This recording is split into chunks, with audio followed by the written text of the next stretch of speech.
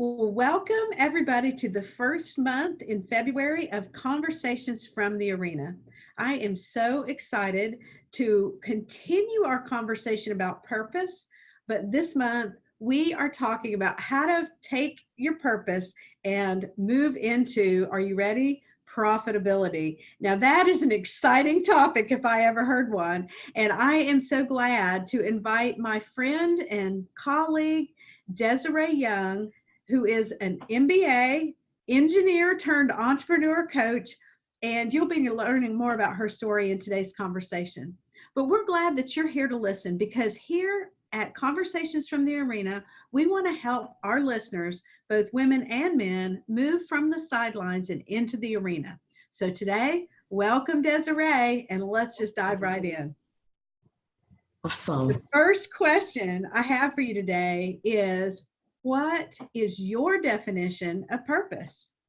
Oh, I'm so excited to be here, Michelle. This is a timely topic. I was taught from an early age to pursue purpose. And for me, what I've learned after 16 years of being in the work I'm in now is that purpose really is about what you do, very different from who you are. And I'll talk more about that a bit later.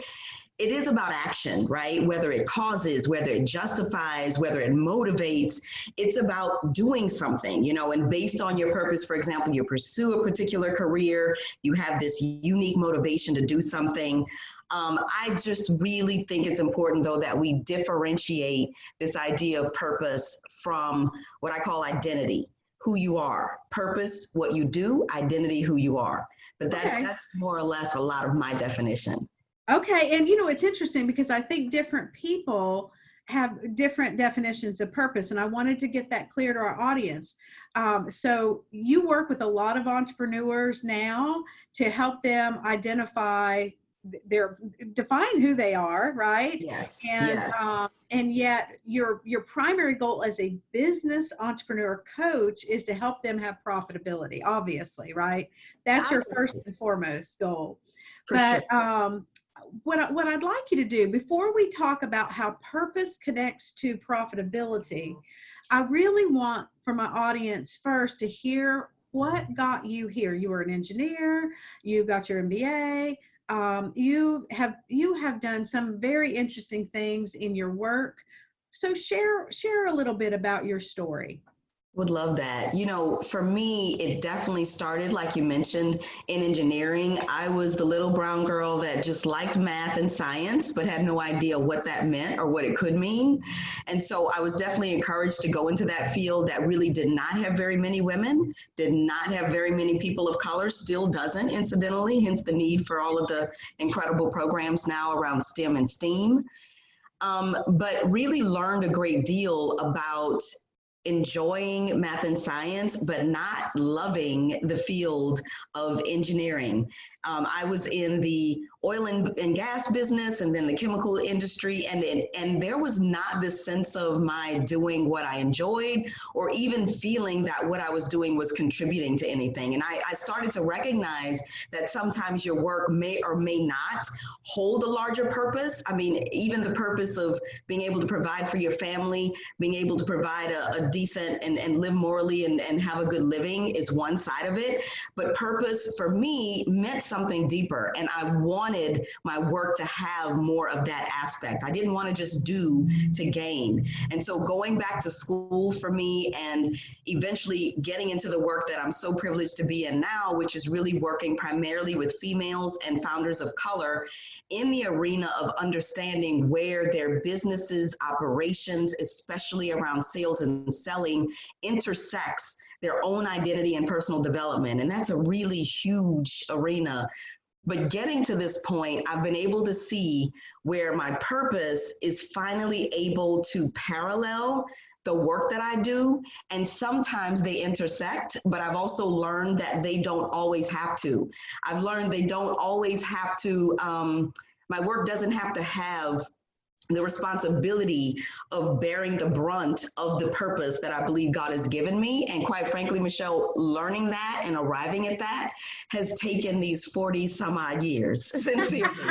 That's interesting. But one of the beauties of you having learned something powerful like that about how to bring together your purpose and meet that inner need to matter, that God-given need to matter, to have that intersect with profitability. One of the beautiful things about bringing you on and about you sharing your story like you do regularly is that you can help other people maybe get there quicker than you did.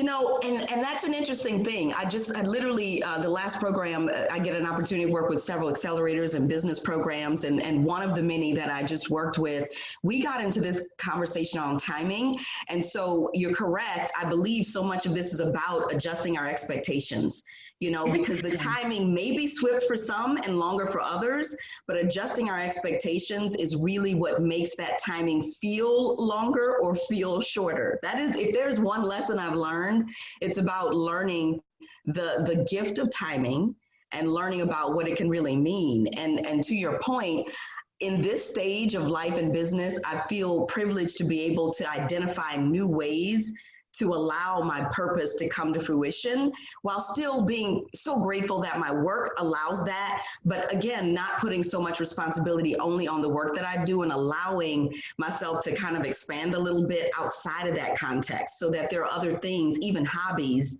that I can take on that allow me to really, really have a conduit for my purpose. But learning what it is, and I know you had other conversations, and I know Bev has an incredible program around this, is the first part of that. But knowing where and how it needs to be shown and expressed through is really critical. And for most, it's awesome if it's your work. It's awesome if it's your business, but I want to always encourage business owners to allow themselves to expand beyond that. Sometimes your business's purpose is for profitability only, and your true life purpose may be alongside, it may be parallel, and it may only show up every now and again on the job, but we don't chunk the business because of that. Right? That's interesting. Okay. You hear so much in young professionals, particularly because of the influence of Apple and Steve Jobs with his consistent call to live your passion. That voice has just expanded, not just out of him, but it's just out there for that younger generation to live their passion, to work their passion, to do only their passion. And I think the struggle then is sometimes the profitability doesn't come. And one of the things that just appealed to me about bringing you on this month in February to talk about the path from purpose that we talked about last month to profitability is because so many people struggle with this. We don't want to spend 40, 60, 80 hours a week doing something we don't feel passionate about. Absolutely. That doesn't fulfill our purpose.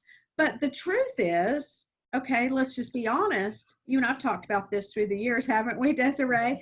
That for us and for the people we serve in our businesses, if there's no profit, we have a hobby anyway. If there's no profit, we can't meet our bills, and you got to eat. You got to be able to accomplish things in the world. And then even outside of meeting our own personal needs financially, meeting our family needs financially, many of us in my audience and your audience have even a greater vision to financially impact the world, to make a difference through profitability with our own, we view it kind of as our responsibility to make a difference in the world. And usually that takes money to do it in a big way. It doesn't always take money. I mean, we make a difference, obviously, every day through our day-to-day life and working with individuals. We want that. But the world you work in with entrepreneurs and the world I find myself in with visionaries is always bigger than themselves.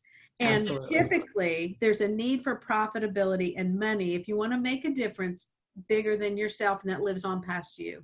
So much so. So much so. And a few things came to my mind. I love that you asked about my own definition of purpose.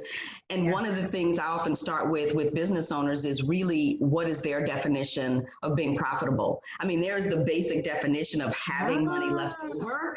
But quite frankly, I often find we do not identify enough different metrics to know where we are. It absolutely starts with money. Let's be clear.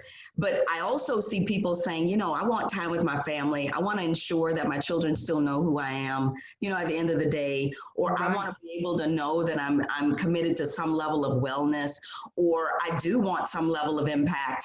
And so where we're starting is let's really identify all of the metrics or all of the ways that Oh, we profitability. absolutely, I absolutely love that. critical. I love that. Well, you might have, I know you've started answering this question, but we're going to wrap up. Our third question for you today is what, in your opinion, is the connection between purpose and profitability? Absolutely. So, to me, when we think about that connection, and I know, shameless plug, we're going to get into passion a little bit later in our next few shows. But for me, the whole connection between purpose and profitability is that purpose absolutely connects profitability to another aspect, which is passion and identity. And the issue, though, is that people really believe that passion, or excuse me, that purpose is the end all be all. I say it is only the connector. And whenever you have something that connects something, you got to have two ends. People get purpose, they get profitability, but what they're missing most often is this idea of identity. And I'm super excited because we're going to get deeper into that. To me, it is a conduit, it is a connection, but it is only that. Only that. And if we're not really clear as to it being in the right place, especially relative to our life's purpose or perhaps the very conduit that we're using to support ourselves, such as a business, then it can be misappropriated. And unfortunately, it literally takes us to a place we don't want to go. Interesting. Oh, I cannot wait to spend the next 3 weeks after, well, maybe 4, all of February, right? All of February, Yes. talking about purpose and profitability, how you move and live out your purpose while also being profitable in business.